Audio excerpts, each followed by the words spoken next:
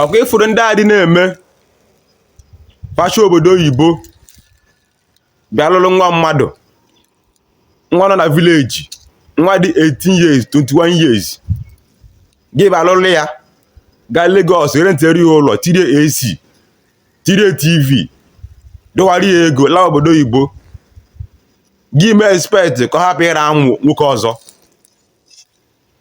Ife a wickedness ka ọwụ, ife a wickedness. Ọ bụrụ na ị ma na ị gaghị akpọ the girl obodo oyibo ebe ị nọ, alụkwana ya, alụkwana ya. Ọ kara gị mma na ị ga-alụ nwaanyị onye ọcha gị na-ebiri ebe aha karịa ịbatara dị nwa mmadụ 5 years ịrabeghị ya. Ife a wickedness. Maka o ruo echi enwe ka Emeka Obinna ọnwadị gị nwoke chụtụwa ya ime, ị gaghị ịpụtazie gị ji onwe gị nwa gị bụ ihe a, gị gaa for DNA test. People should be careful ka your son, ka your first son hapụ resemble your landlord. Ife akarigo. Ị mara na ị ga-akpọ nwa mmadụ n'obodo oyibo ebe ị nọ, don't marry the person. Maka ife a na-agụ gị na-agụ ya ka agbụgbọ nwaanyị nke bụ eziokwu. Ife akarigo. Ịlụọ nwa mmadụ kpọrọ ya ala ebe ị nọ, ị na Kafinchan, ị na Australia, ị na America, meri akwụkwọ ọgbakọta ebe a gị na-anọrọ. Ọ bụ ibe debe na Lagos, debe na Abuja, goye moto, obi n'ezigbo ụlọ, gị mee expect ka hapụ ife ọlọ. Common na mmadụ ka ọ bụ, o nwere feelings. Ife a na-agụ gị na-agụ ya, ọ bụrụ ukwu osisi.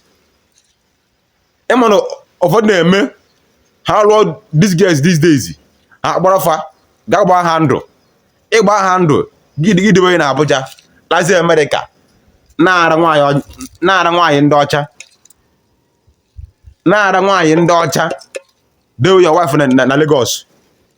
O ruo echi enwezi ka Emeka chịtụọzie ya ime, ọ bụrụ na ị lụrụ nwaanyị o bitere gị. Men should stop doing this thing. Ọ dịrọ mma. Ọ bụrụ na ị ma ị gaghị agbado gị ele ebe ị nọ, alụkwana ya, alụkwana ya. Ka ndị ya na ya ga-ebi lụọ ya maka onweghị isi. Ịma na-egwu dị obodo oyibo anụ a, ewu ndị ọ dị favor, nwe ndị ọ dị favor. Ya bata ya nwa mmadụ ọ in the name of marriage for 10 years. Yes, ya another di. You yourself will make sense to you. Will make sense to anybody. People should know what they are doing and start doing the right thing. Start doing the right thing. Maka orochi nke akwa nke morochi na enweghị chi mmujuzi ụmụ ụlọ. Ka eji kpọrọ maka gị obodo oyibo, aga for DNA test. Ọ bụrụ your first son and your last born abụrụ nwa gị. Mgbe ahụ gị webe iwe si na nwaanyị lụrụ disappointed gị, betray gị, but ịlụrụ ya hapụ ya na Nigeria for 5 years. Ọra ha di. Ọ dịrọ mma. Ọ dịrọ mma. Before you do something, ask question and think very well. Share this video. Share this video